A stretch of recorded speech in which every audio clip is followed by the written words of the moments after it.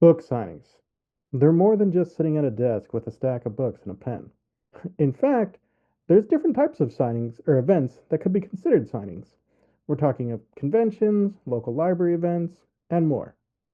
All of these are places where readers can meet you, talk to you, and actually buy your book. And these personal interactions are incredibly powerful for creating long term fans. So, in this panel, we're breaking it down. We're going to talk all about book signings, and we're going to get down to the nitty gritty, like handling inventory, all the way to the best ways to get someone to stop and actually talk to you. Each of these panelists today have done more than a few book signings. Some of them I've blown away by how many they've done. Um, so I'm going to have the panelists introduce themselves and tell us their name, the latest book that they have put out, how many signings and events they've done, and what their biggest signing or event success was. I'll start with you, C. Ray. Hi, I am Rae D'Arc. My latest book is Spirit of Suspense, book two of my Dead and Back Again series of clean adult paranormal mystery thrillers. Spectre Inspector is book one in that series. I have a lot of fun with them. As for signings, I try to do at least four big events per year, plus other book signings at like my local bookstores. So um, I don't really keep track. I do also, since I work at a bookstore, I also help other authors with their signings, setting up for them and helping everything go smoothly. So I kind of have both perspectives on that, and I have used my my experience as a book retailer to help with book signings events. So I have a lot to say on this subject, but I don't do events unless I expect to make a profit from them. So there are my success stories. There you go. All right, making money. Love that. That's a good point too, because I know that there are some authors that'll do a signing that may not turn a profit, but they see some value in it anyway. But that's something we should talk about. But Vanessa, please go ahead and introduce yourself similarly. Okay, so my name's Vanessa Ricci-Thode, pronouns she, they. My latest book was actually the final book in my queer Dragon Rider series. It's called Favor Fire, but I tell everybody to buy The Dragon Next Door because it's a standalone, so you don't have to commit to the whole series. It is set in the world. It's very gay, it's very fun. The baby dragon's hilarious. Um, I don't know how many signings and events I've done. Lots, a lot, maybe 100, maybe more. I don't know. Too many. Um, this year alone, by the time we get to the conference, I'll have done about 10. Last year I did 34. I think I'm doing 20-ish total this year. I do a lot of them. My biggest success story, in terms of sales, I run a local author book fair, and that's always my best one every year. It's dozens of local authors. People love supporting local. I live in a great region for that sort of thing. And so people come ready to buy books. A lot of the events that I do, they're like general craft fairs or whatever, but this one, it's like they're here to support local authors and they're here to spend money on books. So it tends to go very well sales wise and money wise, and it doesn't cost anything, which is miraculous. And so any book I sell is profit. So that one is definitely my best one. But other successes is meeting people there, especially with the local stuff. There's one girl in particular, I remember meeting her at a Christmas market and listening to her negotiate with her mother to get the first book in my series. She just really wanted it, and her mom thought she was too old. So they'd spent like 10 minutes standing in front of my table negotiating. And now she sees me and she just like runs for my table. And I love that every time she comes to my table and buys something. So I've got this young fan and her whole family. I think her mom reads the books too. And so those kinds of interactions are my favorite thing about doing these in-person events and signings. It's amazing. I love that. All right, Samantha, go ahead and introduce yourself, please. Hi, I'm Samantha Bryant. I'm a multi-genre writer out of North Carolina. I have a five novel series and called the Menopausal Superheroes series, now complete. But my most recent book is the one you see over my shoulder here. This is Not Too Late, a Gen X romance. That's my first indie project. So I've been trad pubbed up until now. So far as a number of events, I have no idea. I think somebody else said that too. I've been doing this for about 10 years. My first book came out in 2015, and I started out trying to find one author event a month to try to build.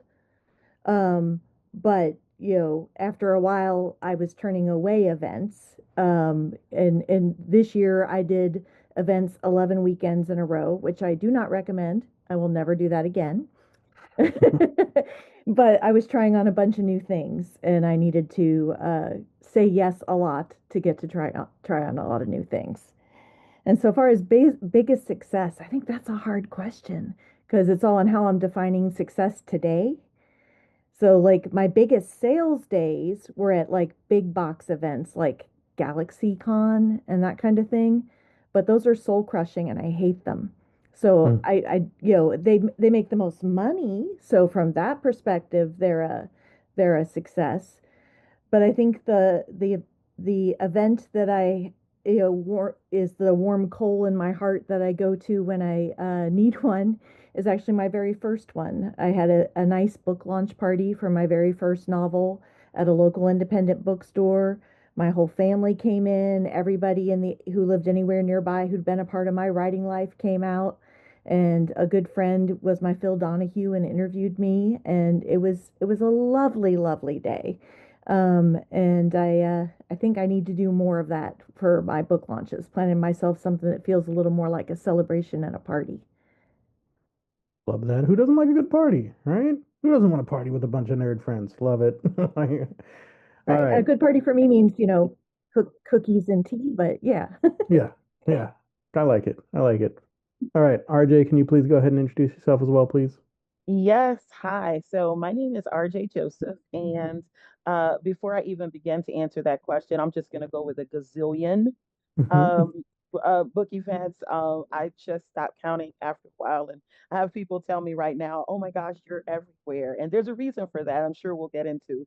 Um, but my latest book is my horror collection that is here on the picture. My Monsters Ain't Like Yours, which is available for pre-order right now through Quill and Crow Publishing. I'm really excited to work with them. Um, and if I were to say what my biggest success was at a signing event, I would have to say that it was at Dark Drafts. It was a brewery event in Mount Joy, Pennsylvania. The reason why it was such a success, as far as I consider it, was that I ran out of books to sell, and I was very concerned. But my horror godfather, Brian Keaton, and his wife, Mary San Giovanni, had their physical store open at that time, and he literally went to his store, brought me his stock of my books, and brought them over to the event. So, I mean, I'm thinking anytime you run out of stuff, that's a really great day. So that would be my best selling day, I think. Did you run out of the backup stock that they brought? Almost. I Oh, almost ran out of the backup stock, but I was like, there's just nothing I can do about it at this that's point. what's up. Yeah, yeah. Almost a double sellout. I love it. I love Right, it. right. That's super cool. Um, I should probably introduce myself, by the way. I'm Nicholas W. Fuller. I am a writer.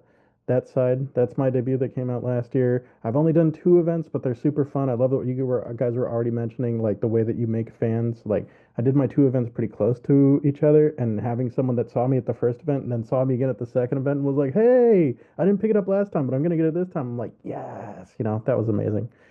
I'm also one of the co-hosts of Radio the podcast. You can check that out on YouTube. But let's get back to talking more about book signings. Yeah, so let me start with you, C. Ray.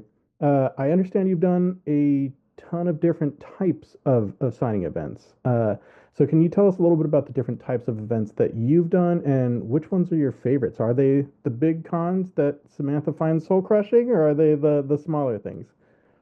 Yeah, it is going to be a personal preference. I do enjoy the big cons. I enjoy like the comic cons where there's thousands of people and everyone, half of them are dressed up as characters. Because it's just like I'm in my element. We're all nerds and we all Yeah. love it. I call it the nerd parade, and I love Yes. watching the nerd parade, you know. So yeah, there are the big Comic-Con conventions. There are also markets of various types, farmers markets, crafts markets. Those can be more localized. Both of those tend to be, or like every single venue will have its own pros and cons. And I'd love to, or I hope we get to talk about those in general, but you wanted just a list to start off. So, like, yeah, conventions, conferences, there are also bookstores, which Mm-hmm. I would kind of lump also with libraries, even though you present very differently at them. So, bookstores, depending on the bookstore, they might have your book already in stock, or you might have to supply them. And so it just kind of also made, not every bookstore will be the same. And some bookstores will have people constantly flowing through them. Some of them will have no one. And so also same, every single place that you go to will have its own character of busyness and pros and cons.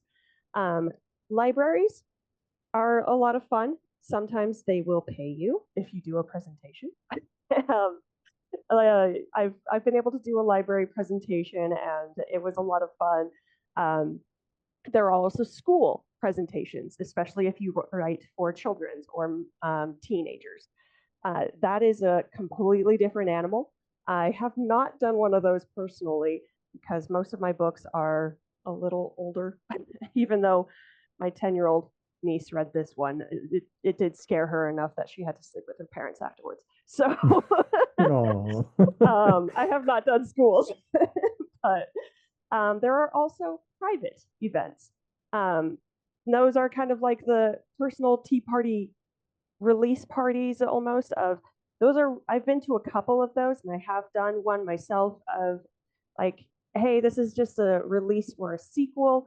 Not people aren't going to be lining out the doors of bookstores when they don't really know me. So I'm going to release this to people I know who have already read the other books. Also, my friends who are very introverted and don't like to do public things, this is their jam where they can just invite people to their home, their friends and family, and they make cookies for them and everyone's just talking and hanging out and everyone knows each other. And so it's much more private, um, but can still be a success and a lot more comfortable for introverts. I don't know. Did I Uh, miss any in there of like, yeah, vendor boot or conventions, conferences, markets, bookstores, libraries, schools, private? Maybe Any book others in there? club, maybe book clubs, Oh but I guess yeah, book private is clubs. kind of I've book done club. that. Yeah, Yeah, no, I have. Yeah, I've done those too. Those are fun because yeah. they're discussing your book and then they want to know what comes after. Is there another one? So yes, if you are invited to a book club, bring others. hmm, I like that. Okay, Sam, I love the mention of book clubs. Um, are there any others that you've done that you have been mentioned? And what type of I want to ask what type of event is your favorite, but also like I need to know why GalaxyCon was so soul crushing, you know? So, Samantha, please. I'm never Sam. Apologies. No problem. You wouldn't know if I don't tell you.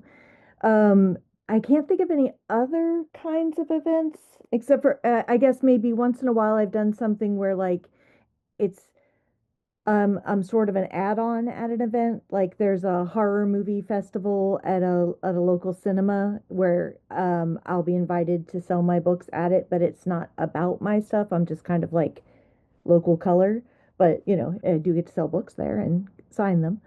But the thing with GalaxyCon is that it's so very impersonal in its organization at the organization level.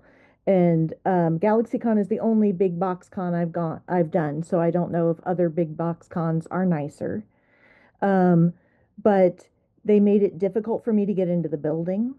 They made it difficult to load in and load out. They made it difficult for me to get any kind of a break.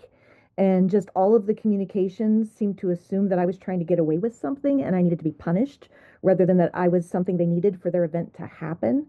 So I didn't feel appreciated. I didn't feel treated kindly. And, I am 55 years old. 4 days in a row of standing on my feet on concrete floors for 8 to 10 hours when it's difficult to get any kind of break is a real physical strain. Even when I'm there with good friends who are trying to help take care of me, we do table sharing if we do these kinds of things to help each other out. But I will say the interactions are fabulous. Everybody there, all the people who bought tickets to come in and see their favorite celebrities and then go around to go shopping, they're excited and they're really fun to talk to. But the combination of everything around it is what eventually made me decide that the ROI was not worth it, that it was hurting me more than it was helping me. Okay, yeah, Yeah. that's very fair. Yeah, I mean that sounds like a very different vibe from being in the home with the cookies, you know? Like I Right. get it. Now, I what get I it. like are conventions that are much smaller. So Yeah. in North Carolina, there's a whole bunch of them. I'll be going to one next weekend, Con Carolinas, and there's I don't know, like eight within a 2 hour drive of. Okay. We're gonna move on. RJ, what cons, what signing events have you really enjoyed, and are there any sort of events that you've that are a little bit different? You were mentioning it earlier that you've been everywhere, so tell us a little bit about that strategy, you know? Oh, yeah. Well, so one thing that I realized was going to be really important for me, I've been writing for a really long time, but I've just gotten traction, I guess, within maybe the past 8 years or so. And I could be just remembering that, but one of the things that I realized was that if I wanted people to know that I was out there, especially as a Black woman writing horror and writing nonfiction about horror, well, they need to see me. I need to be at places. My children are all adults now, thankfully. They're young adults, but they're still adults.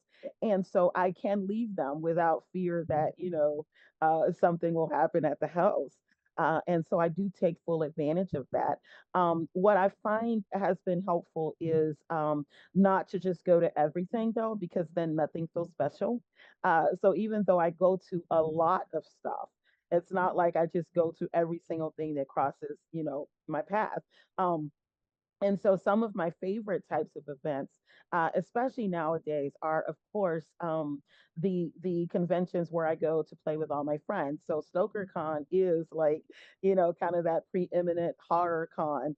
I love it. I love everything about it, from the administration to the people who come.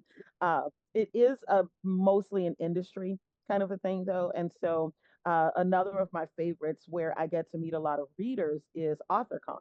Um, which tends to be skew heavily horror. I don't know that there were people there writing anything else because that's kind of all I could see. Uh, and so that was pretty fun. But nowadays, one of my favorite things to do is these smaller kind of brewery events, or I've been to a couple of women's health uh, vendor type things, which I think is pretty cool because as a writer, I'm always there to tell people that being creative is really good for your mental health. Um, and so that's really cool. And like I just went to just a couple of weekends ago, Killer Reader Weekend up in Bend, Oregon with Carrie. Again, I'm not gonna not be able to think of her last name, but also Christine Harold, who kind of does these things all over the country and kind of outside the country too. And I think that what makes those smaller events a lot easier to navigate is number one, there's not a ton of people there. And so even introverts, people always laugh when I say I'm an introvert who masquerades as an extrovert. Uh, but I need a minute. Yeah, I need a minute sometimes. And so these events are more intimate. You still make sales, but you really get to talk to the readers. You get to talk to them about what kind of books they're reading. And I'm a huge reader, as I think most writers should be. So I find that those events not only help me to grow my own to be read stack, but also it helps to introduce me to some readers who may have read other horror writers, but didn't realize that, that I was doing this thing also. And so it kind of gets me to meet a whole lot of new friends. So I really like those. And book club meetings are absolutely wonderful. They are amazing because they will make you feel so much smarter than you might feel on a regular basis when readers are talking about what you did in your book and you just kind of nod along and go, "Oh yeah, totally meant to do that." Yep, yep. I love that though. I love talking about the Stoker Con for you. Like, yeah, I've sold some books at a local Comic Con, but I also had the opportunity to go to Worldcon last year. Didn't sell anything at Worldcon, but that was super cool. I love Yeah, that, you know, yeah. being able to connect with a bunch of people. That was amazing. Yeah, nice, nice. All right. Vanessa, tell us a little bit about the like different cons you've been to. What are some of your favorites? What do you see as like pros and cons for these different types of events? I do love going to the big sci-fi fantasy cons and even some of the smaller ones. Unfortunately, I'm not in the US, so I will not be doing any more of them for the foreseeable future, which is really sad because I was supposed to be at Worldcon last year and this year, and I won't be. And there's one in Detroit called Confusion that I absolutely love. And I don't go to that one anymore. That um, Thankfully, there are more cons popping up here in Canada. I was just at one, TriCon in Halifax, brand new, but everybody was so excited for something in Canada finally, because we've got like three SFF cons in all of Canada, pretty much. Oh. Nothing in Toronto. There was one, it didn't survive COVID. I just heard. Um, Mhm. I was just in Toronto last week, and I heard there was yeah, somebody. I was talking to somebody because I was there's working on a cosplay, and she said there is there's one in Toronto. She's there's telling me to come Toronto back. Indie Author Con. No, it But wasn't that one. uh that one's very, very like indie author, but it's not like a genre one, it's across Mm. genres. There's Comic Cons, but they're not the same as like a World Con or like TriCon or these ones that are more literary focused. I've never been to Toronto Comic Con or Fan Expo as an author. From what I've heard from people who have gone, they're not treated particularly well. There was an author alley at one point, and it got hid under an escalator. Nobody sold anything. It's very expensive. And if you don't live in Toronto, which I don't, getting into Toronto is a nightmare. So I don't do stuff in Toronto that's especially downtown, which these ones are. So yeah, in terms of like lit cons, like y'all have been talking about, there's not that much here. I am super excited for Montreal Worldcon, though. I can drive to that one. It's the first time I've been able to drive to a Worldcon. Mhm. So looking forward to that. But I do like the little ones. They're very intimate. You get to talk to people. You get to kind of know pretty much everybody who's there. And so that's nice. And you get to know the readers. There's more time to sort of chat than the really busy ones where everybody's coming and going. Out of the like sort of like random stuff that I do, I've tried. So last year I did 34 because I was trying everything just to see what worked and what didn't. I do tend to do really hyper local stuff. I don't really leave my region much because there's a lot here that I can do. And I think Pride festivals have been my favorites because my books are queer, I'm queer. So like going to Pride is just very natural and people have been very receptive to my work there and love to stop and chat. So that's been a lot of fun. And I do run fairs as well, and those are fun too. Nice. I remember. Sorry, I have to interject a little story.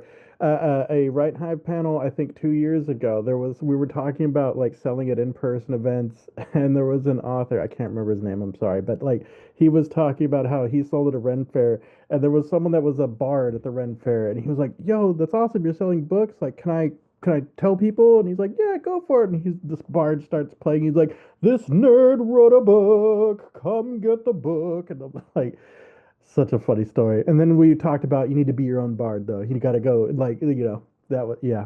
Mm. Go check out the backlog of Right Hive. It's fun. Anyway. Um, yeah, yeah, that's awesome. I love the idea of Ren Fair. You get so many different signing opportunities. It doesn't have to be a bookshop with a desk and you with a pen and a stack of books. It can be all sorts of different things. I love the Pride Festival. That makes sense too for your work. That's cool. Um, Ray, you wanted to talk a little bit about the pros and cons of like these different types of events. So let's get into that, and then also kind of start building on this next question I want to ask of like, how do we find these different events? Where does someone that hasn't done an event before like even start? Yeah, that's a great question. Where to start? um, I actually just started with my local bookstores, and a lot of local bookstores will be fairly connected with other local community events. And from there, talking to some of the employees, talking to the managers, talking to people at libraries. Libraries are such a community hub that are highly underrated, but they are like just little places of knowledge of for communities. And so that's a great place to start for your community, especially if you are still starting out and you're not wanting to travel very much or go out like 4 hours away to the big city or whatever to try to sell your books. And also at local places, you're able to reach out just on your social media, like among your family and friends, and say, hey, I'm doing a book signing. Come support me in this. Even if you don't buy something, just come say hi. And they usually will buy something if they come. So starting local is a great way to start. And from there, you can talk to other people and learn about other opportunities. Um, as for pros and cons, again, it will depend on each convention or each bookstore, each library or place where you go. But for the most part, conventions and conferences will have the largest reach. They will have the most people there for you to be able to reach out to new people to sell your book to strangers. Same as with markets, they will have a lot more people there who probably haven't read your books yet. So they are great for reach. However, one of their cons is they are only at specific times. They have specific places, and they usually require applications, which means a kind of a quality, or it depends on the market. They may or may not have a quality check of they may reject you if you are not in their genre or they don't think that you will fit for their audience. But for the most part, like they don't care if you are traditionally published or indie published or self-published. They're not going to look at a copy of your book and say, "Oh no, we don't want this." They're just judging you based on the genre if they think you will fit with their audience. Another con, which is probably their biggest con, they have market fees. So you have to pay to get a booth, and you might be providing your own table or even your own shade. If you're in a parking lot or in a Renaissance fair that's outside for days, and bring sunblock. And so there are some cons, but there are also the pros of it's the largest reach. You'll see the most people wandering by. Bookstores, pros for bookstores, they are indoors, so you don't need to worry about sunblock. And depending on the bookstore, they might already have your books in stock. They will already have a table set up. They might even give you a drink, like a free drink. A lot of the ones I've been to, there's a connected drinking, or Starbucks or something, and so they offer a free drink while you're doing your signing. And so sometimes all you have to do is show up. Like that's it, with your pen. And if you don't have a pen, they have pens there. Like really just show up and be happy. So bookstores can be the easiest way. They also have a pretty good reach because people will be coming in and out. It's a public place that people just come specifically with the mind of buying a book. So you're not trying to like, hey, want to buy my book, when they're here when it's a craft fair and they're quilters and they don't read. And so there are some pretty good pros on that. However, the cons include they do have quality checks. Some bookstores require you to be in their inventory, which is its own process of getting your books into the bookstore. And they will either purchase your book at a wholesale discount or take a percentage of your sales, anywhere between 20% to 55% of your sales. So you don't have a market fee, but you do have a seller's fee almost. Right. As for libraries and schools, well, okay, I can't talk about schools because I haven't done one, but libraries are free. Um, and similar to bookstores, you can schedule pretty much any time of the year, but certain times of the year will definitely be more busy than others. Like the fourth quarter, October to December, that's booked like in in the summer. So if you want to do an event at a bookstore or a library, um, you have to do it quick. You have to schedule pretty early on for those. January and February though are generally a little dead, so you don't have to worry about scheduling months or too far in advance for those months. Cons, they don't get as many people coming in, especially for libraries specifically. Um, People going to libraries want things for free. So they're not exactly thinking, "Oh, I want to go buy a book" when you get strangers walking into a library. Um, when I did my library presentation, the people who actually bought my books were actually the librarians, not the people who came to my presentation. But yeah, they don't really have as much of a quality check. If libraries will actually pay you depending if they have the budget for it. Some libraries do. Um, as for private events, they are very personalized. You can schedule them whenever you want. They are very personal, which is great for introverts. But if you don't want strangers to know where you live or where your family lives or where you hang out, that's probably not the greatest thing. So it's nice and personal, but it's almost sometimes too personal. So it's Sure. just kind of like it's a pro and a con. Also, with all of the other markets or options for events, they will do advertisements for you. They will make their own social posts of, "Hey, we're doing this event. Hey, we're having this awesome author come." They advertise for you, which is great. And you can share their posts. And it's this great little we help each other thing. If you're doing a private event, it's all on you. That I makes don't sense. know. I'm sure there are other Yeah. pros and cons. Everyone else can pitch in. Yeah. Well, I think that's a pretty nice list at least to start with.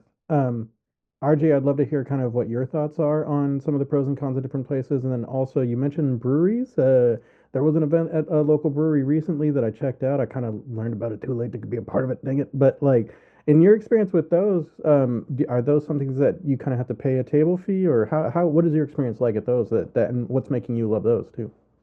Well, I love them because they tend to be really well put together.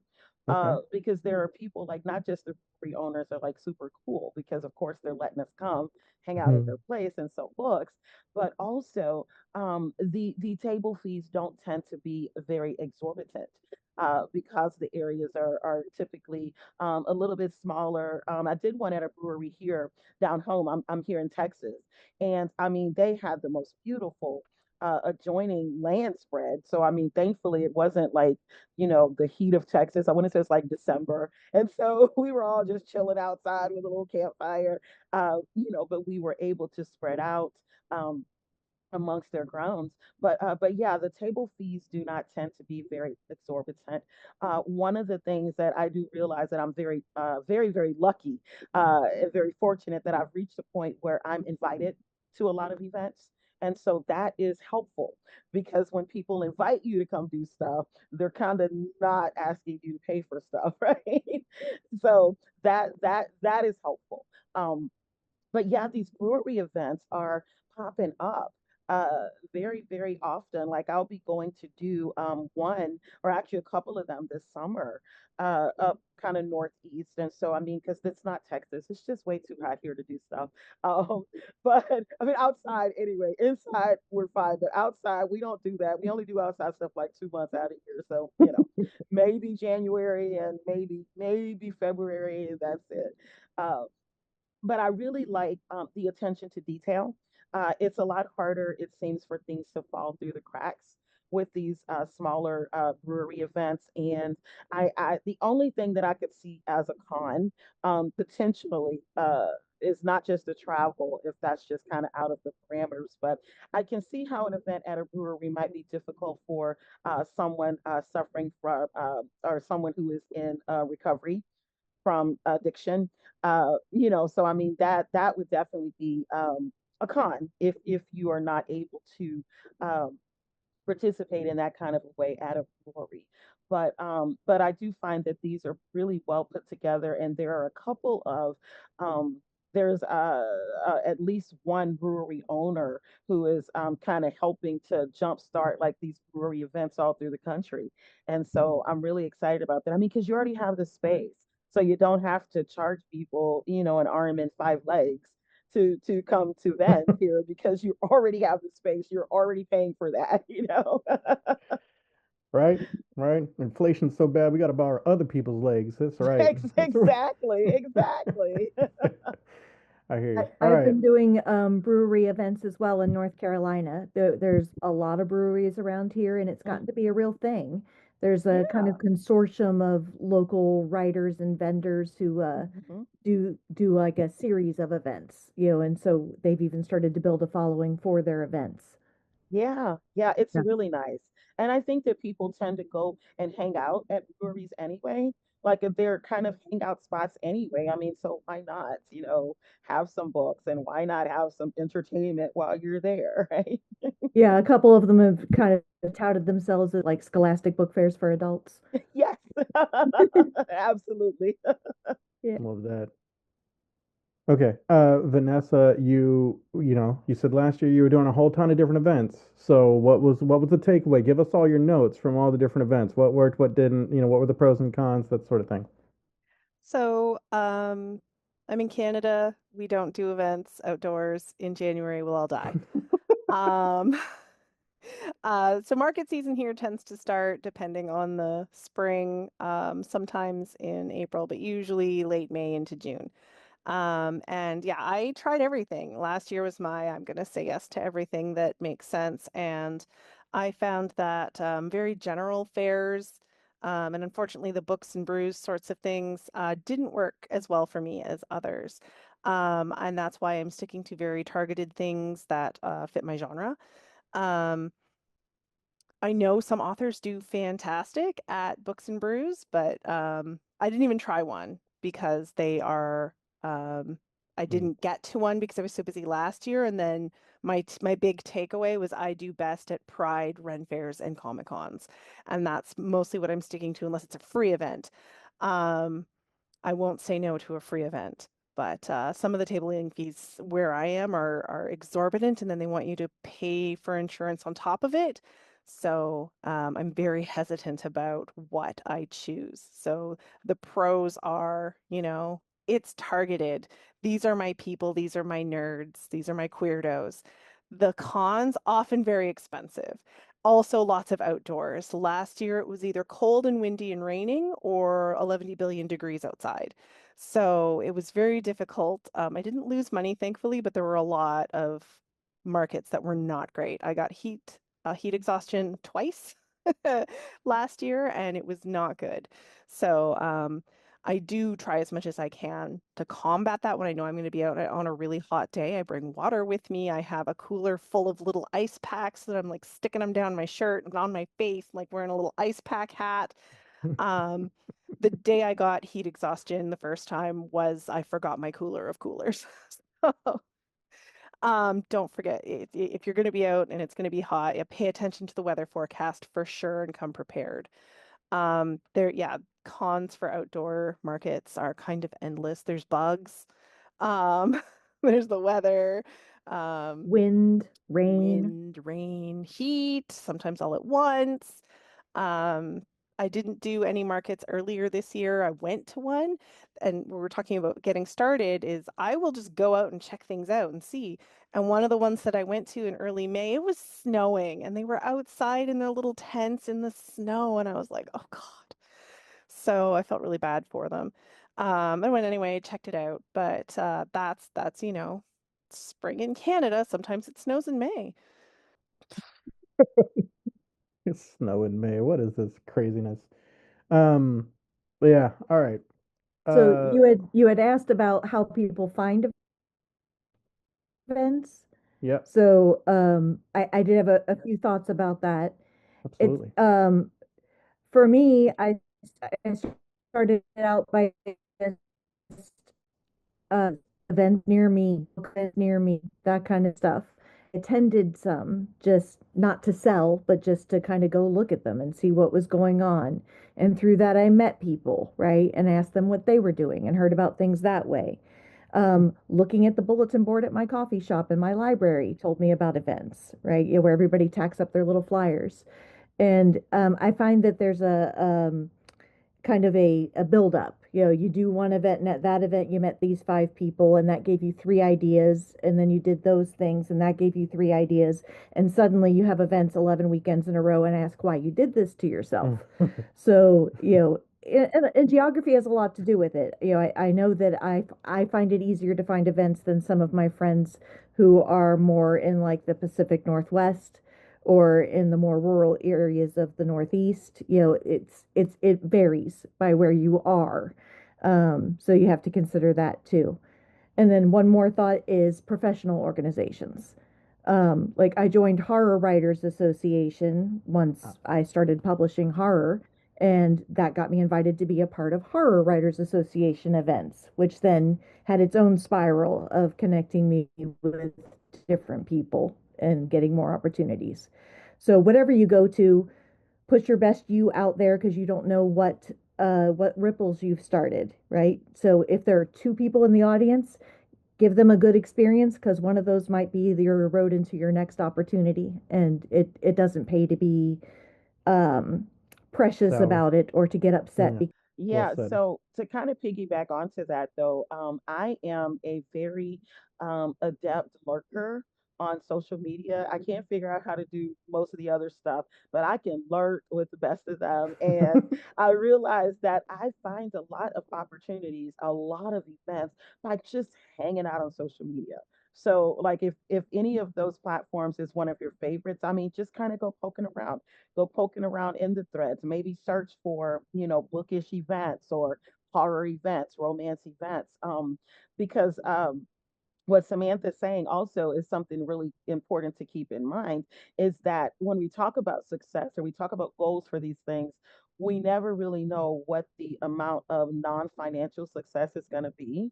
And so sometimes we have to be open to trying these different things, and we have to be open to realizing, okay, if I don't sell a book at all, but I mean, hey, look, I actually got this lead on these anthologies or something like that. I think that it's really important to go into the search that way.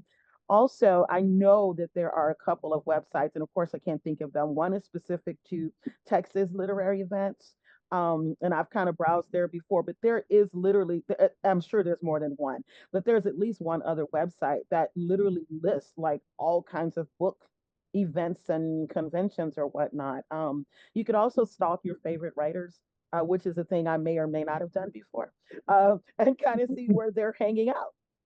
Right. So if Yep. they're going to hang out at Multiverse Convention, well, then I mean, maybe we hop on a plane and go to Atlanta, right? And we check out the con, but we're also, getting our signatures from our favorite people. So I mean, but looking at bookstore events pages is very helpful to me because I can see based on the events they have whether or not they're open to horror writers, probably, or what kinds of events they usually do show. So I mean, the internet, I just hate to say the internet, but like really the internet is a really good place to start to at least kind of get these lists and ask your friends. I have a lot of friends that do a lot of cool things, and they're always happy to say to me, "Hey, we're setting up shop at this tattoo shop. Coming with?"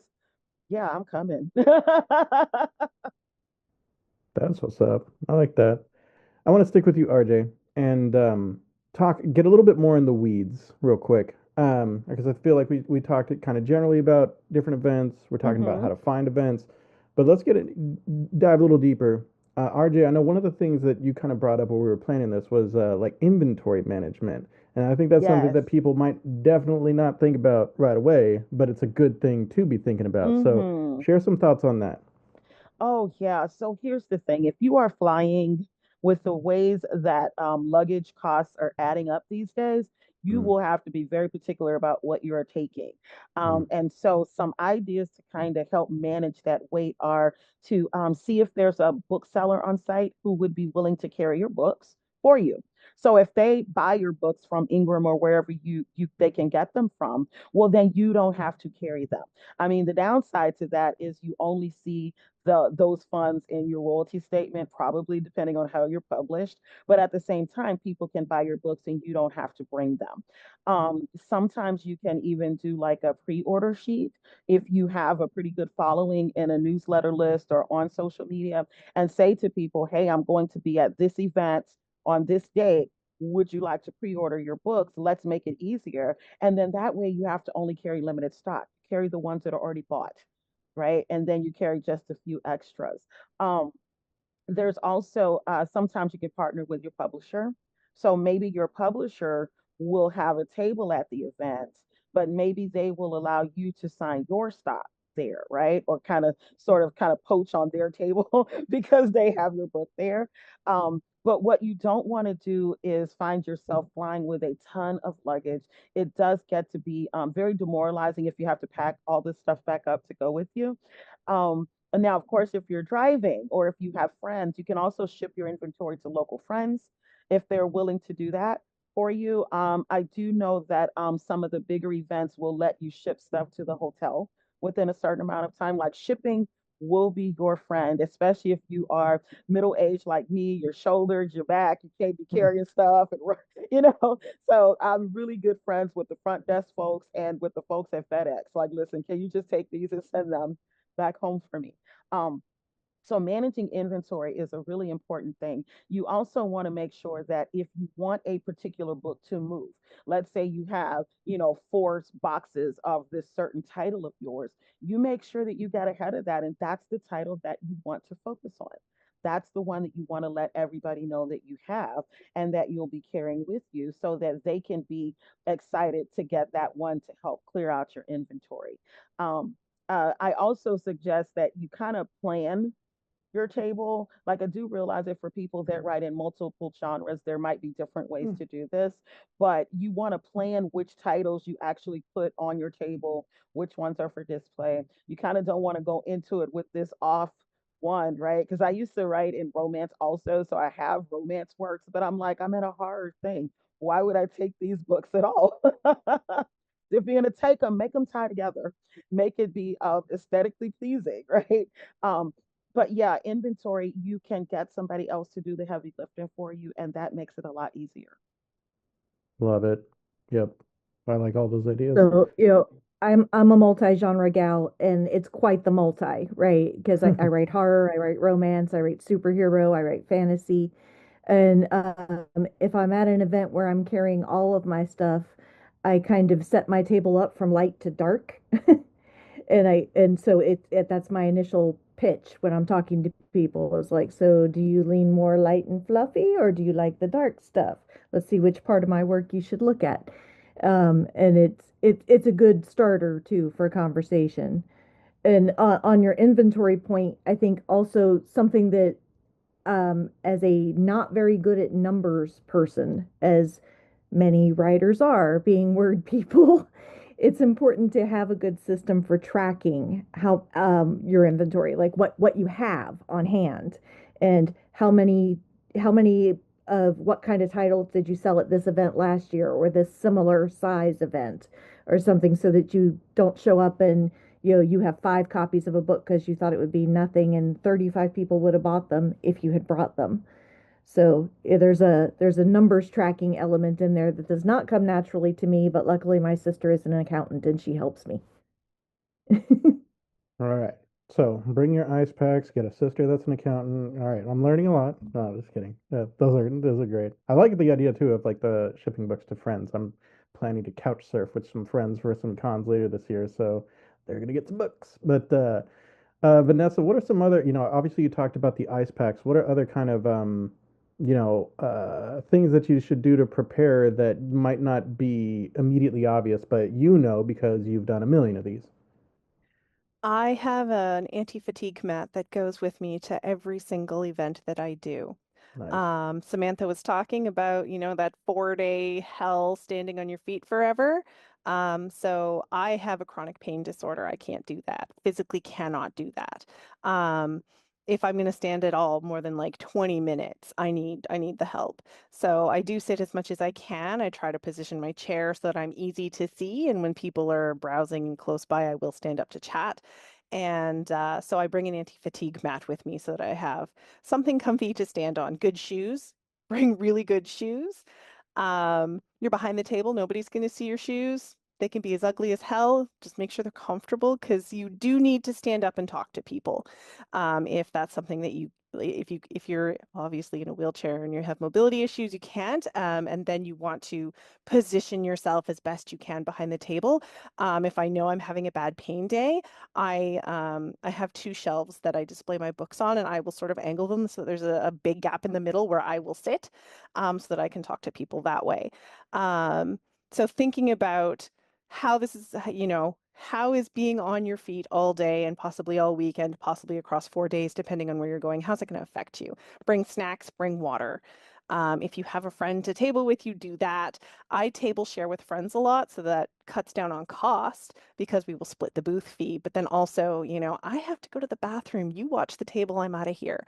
I need a snack. I just want to go have a look at the other vendors because, maybe I have somebody's birthday coming up and I want to get them a present. So, sharing the duties is great. Try to do that. I do a ton of outdoor markets, so I have bought my own canopy tent and I have my own table and I have my own everything.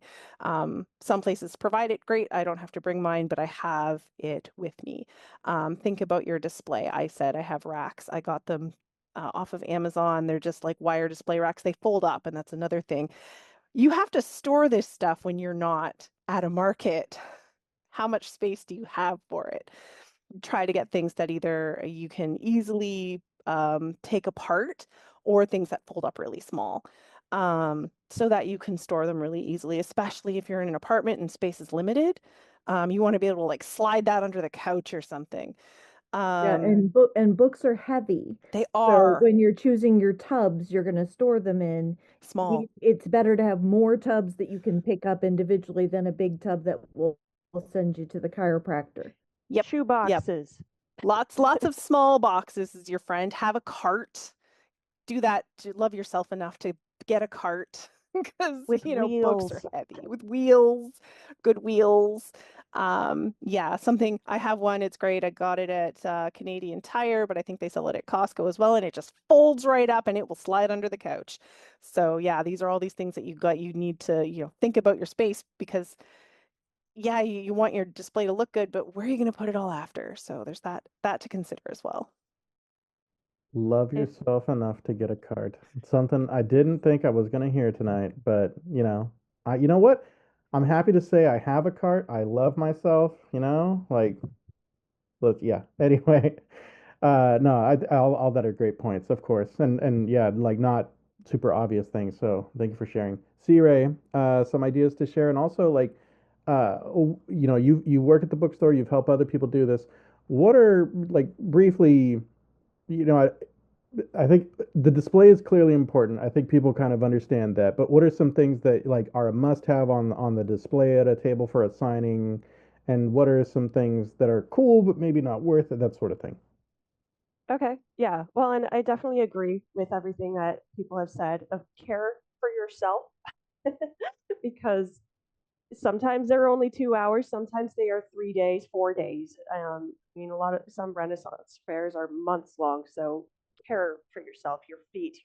I definitely, as a retail worker, I'm all about standing, but I am also young enough and that I can stand, or just I don't have.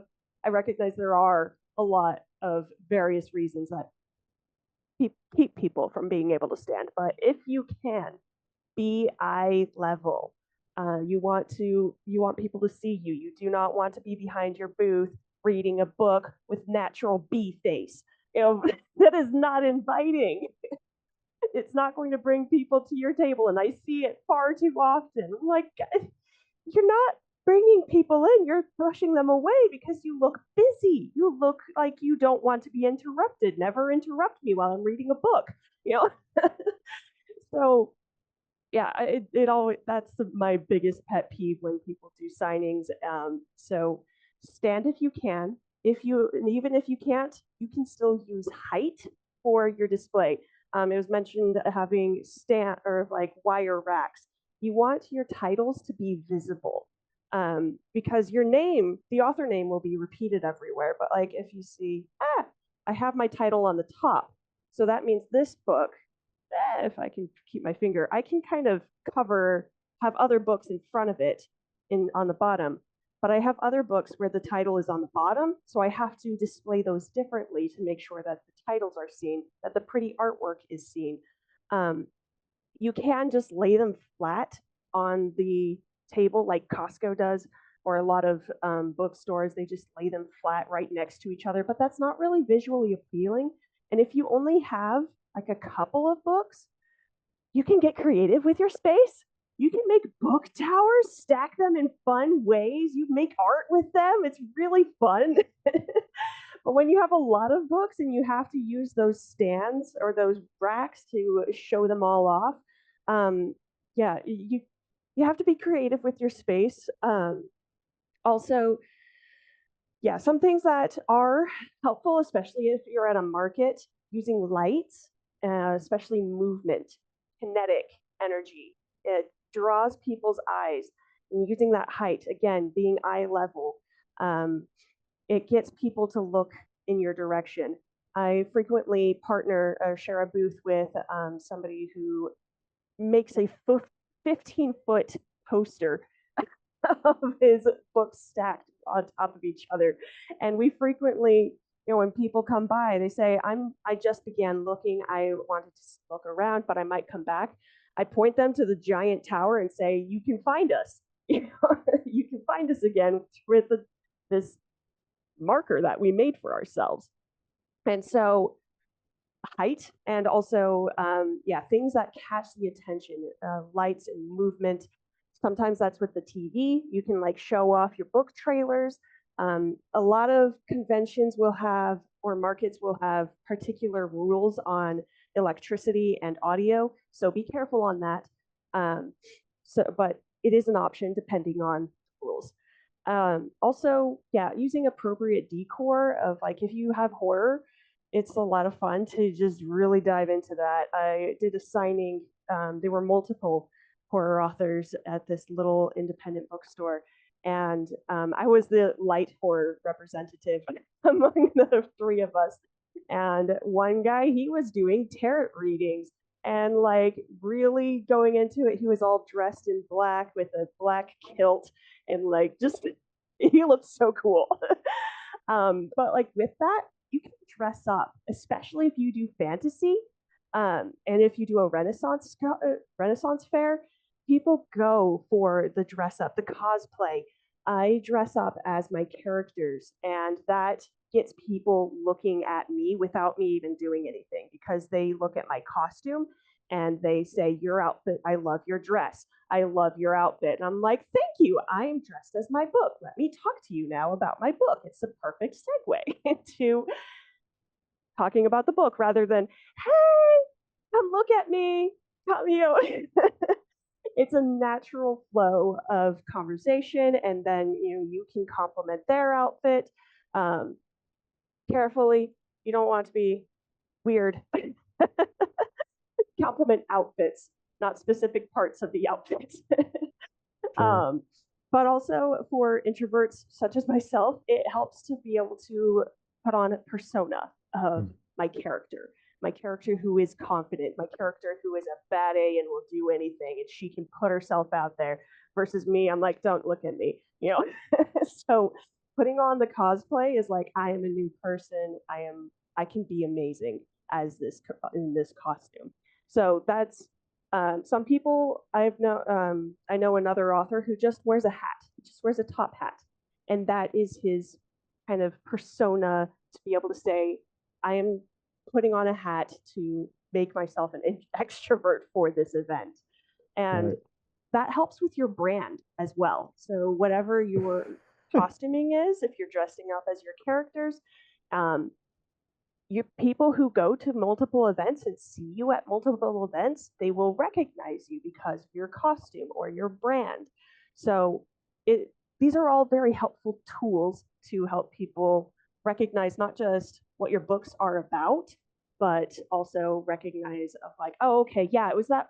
I don't remember what the book was, but the person was dressed in a green dress. Like, do you know? Oh, yeah, that was that one person. Like, to be able to make those connections. Right. Definitely there for using your wardrobe as a draw. You can't really tell. I have extremely blue hair. It looks dark here, but it's very vibrant. I have long hair. People recognize me, and I can't not dye my hair blue now. But that's one of the things. I have these dresses. I have weird, unique, fun dresses. Some of them are tailor-made. A couple I have new that I made myself. They're patchwork. They're fun. And costuming. These are all things that are very easy that you can do. It's just what you're wearing that can draw people in for sure. It's lots of fun. You did also My ask. favorite thing. Oh, I was just Sorry, going to no, mention my go for it, table and I can. runner. Yeah. My favorite thing that I bought so far as decor was actually just a table runner. So it's, just a long skinny tablecloth that I had imprinted with my logo and my slogan and all that kind of stuff. And it's super useful because it's washable. I can throw it into my washing machine after the event, no matter what happened to it. And it's I can fold it and just put it in a tote bag. So it's easy and light to take with me everywhere. And it quickly brands the table and gives some hints about what kind of genres are on the table and stuff. So people just walking by can see if they would be interested without coming. On the first pass, a lot of times people don't want to come up. They don't want to engage with everybody in an event. So they're kind of trying to do their cruise. This helps them with their cruise. And so whoever does come to talk to me already kind of knows they want to talk to me. Yeah, and like have fun with your banner too, because I have one of those as well, and it's got my logo on it, but it all and my name across the top, but underneath I've got author, word sorceress, garden witch. And the garden witch really draws people in. They're like, garden witch, what? And then I get to talk about my garden. So, and then my books, which also often Yeah. contain gardening and farming. So it works out.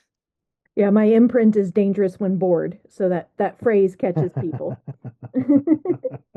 Along those lines, so I have my map printed out because, Nice. and if you are a fantasy, if you have a cool world, print out your map. One of my other author friends, he has the table runner as his map. So he can like point to things. Oh, they start here and then they go around these crate. Like you can see the adventure that they will go through as he briefly gives his little 10-minute pitch. But it also gives them not, it adds, they're listening and hearing about your book, not just from the audio version of learning, but also see reading and reading version of learning. So it adds to their experience and learning about your book. You did ask though about things that are not helpful to have at your booth. Um, I tried chocolate one year, like little individually wrapped chocolates. No, I learned that they don't taste very good when they're melted and then redone. And even still, like I thought, oh yeah, it'll get people to come to my booth. I mostly got kids who didn't have money and who were too young for my books anyway. I have found though, book stickers are very helpful. You do have to be careful with the conference, though. Some conferences will not allow you to hand out anything, especially stickers, because they would, or even bookmarks saying like it would become litter. So you do have to be careful depending on the conference or convention.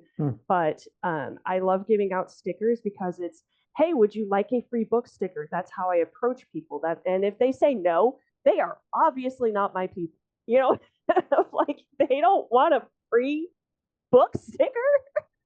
Yeah, Like right. even if you don't like stickers, free book sticker. So, and while they're sitting there looking through my selection of stickers, I can ask them, what kind of books do you like to read? And that's like my go-to phrase of, it gets them talking and I learn more about them so I can learn how to pitch my books to them and Right. which books to pitch to them and depending on their responses. And then it's a conversation. It's not just me talking at them. Yep. Yep.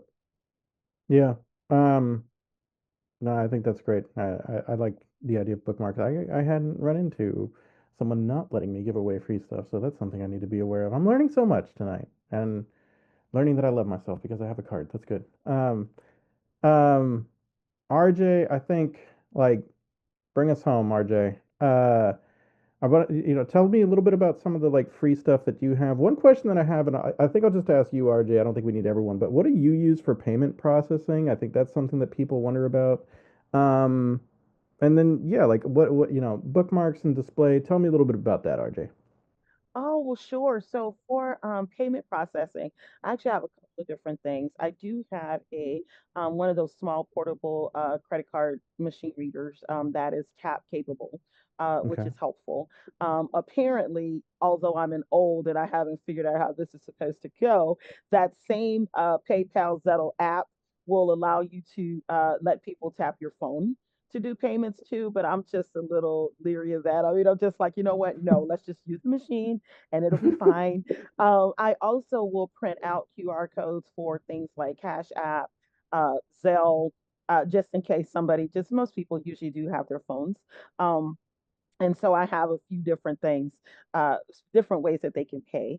As far as display, I'm kind of I'm kind of the old candle lady because I have candles, LED battery operated candles on my table. As a However, horror writer, though, th- well, mm, they are made out of real wax. Like you can see the vision, right? They're made out of real wax, so they're kind of beat up and gothy looking now. But my okay, favorite thing okay, about them okay. is that they don't have that little fake, obviously fake light bulb in the top of it. What it has is a simple piece of metal that flickers in the wind, looks like a Ooh, real flame because the bulb is inside the wax, right?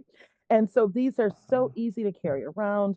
I have roses, fake roses on my table. Sometimes I'll alternate with um, like the kind of gothicy, kind of worn iron type things. But most people look for the skull. I also have a skull, a tiny one, but a little resin skull. They look for the skull and they look for the candles. So it is all about the branding. Like these yeah. other ladies have said, it's about branding. And you asked me one more thing. I love the idea of you, RJ, at the airport with your skull. Oh my God. Okay, you say that, but really, I was on my way home with the skull in my carry-on bag instead of in my suitcase, and I got stopped at TSA, right? And so they're I going bet. through my stuff Uh, and they unwrap the skull and they're looking at me, and I'm like, oh, isn't she pretty? And I'm like, wait, did you stop me because it's a skull? And they're like, no, it just looks like a blob on the camera. And I'm going, oh, but it's really cool, isn't it? Right. So the one TSA guy goes, yeah, but remind me never to get on your list. Uh, which I That's thought funny. was really hilarious. So I do try to put it in my checked luggage because otherwise it's gonna be a whole terrible thing. Um, Yeah. but Well. uh but I think that overall with these events you have to be yourself. Like I know Mm. that some of us are already cosplaying as famous writers, right? Oh, But we have to take our natural selves in because one of the hardest things to do is to try to be somebody you're not. It will start to break through when you least expect it. So I will say that I don't have any of those expectations of myself where I'm like, oh, I have to wear a tweed blazer. I'm an academic, so I need a bow tie and I must pontificate with no, I have to do all that. I'm me. I do what I do, and I'm really good at what I do. So you have to carry that with you. Into all of your events. You have to carry that confidence and yourself, your authenticity.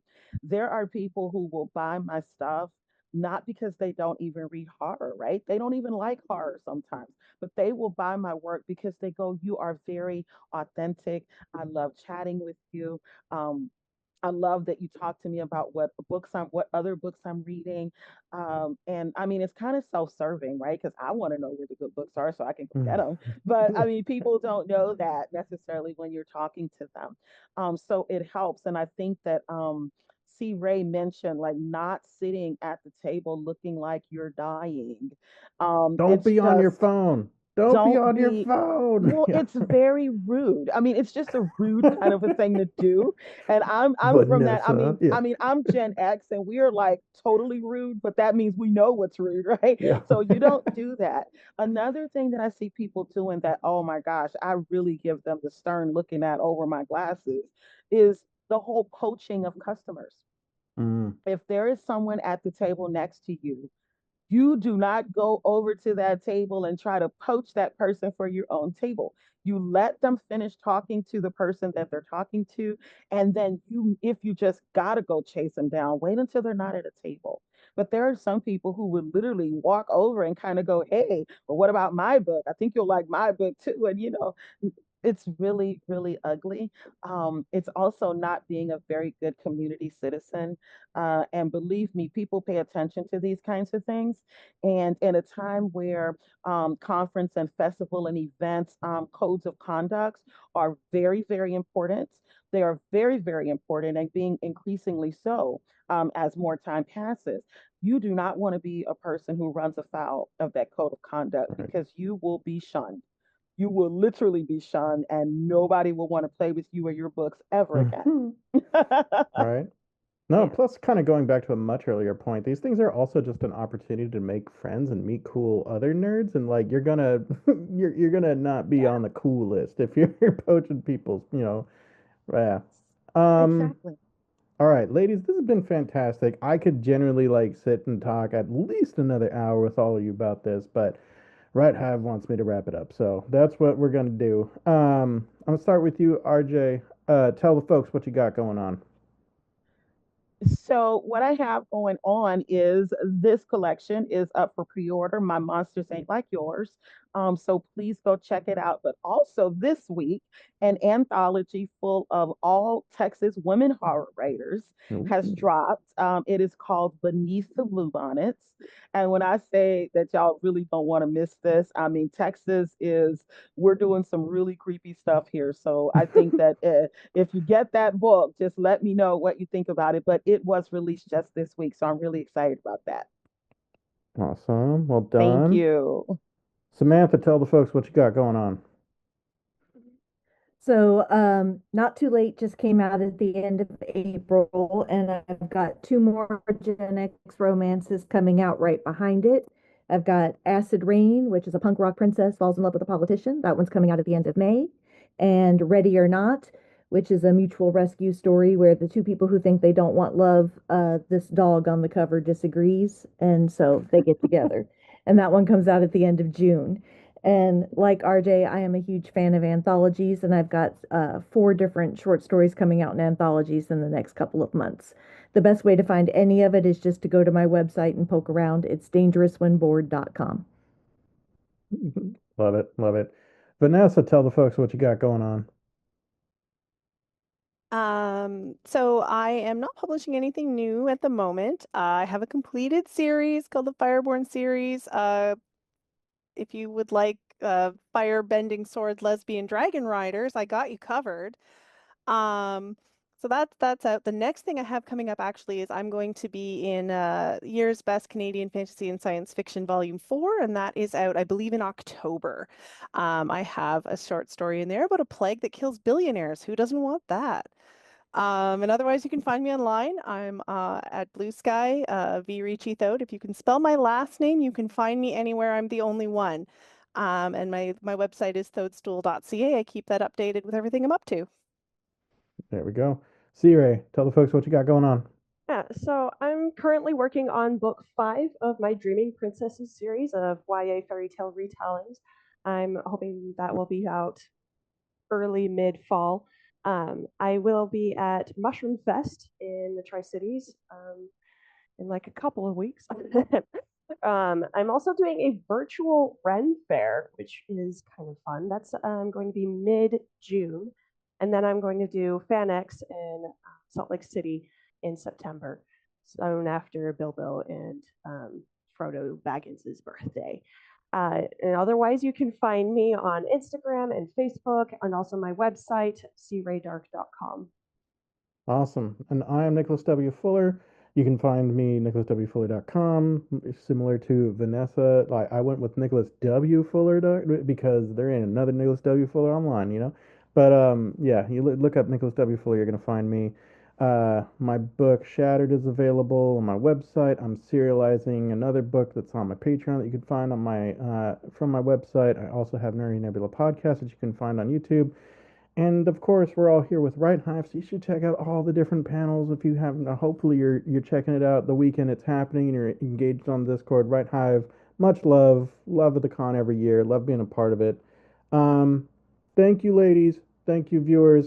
This has been fantastic. I hope you're also in the chat again. Like, ask us all questions. You know, like, what else do you want to know about? Because that's what this con's all about. And if you missed it, then get on the regular Right Hive server. That happens all the time, and engage with this awesome community. Just don't poach anyone's, people. Love yourself for the cart, and have a good night. All right.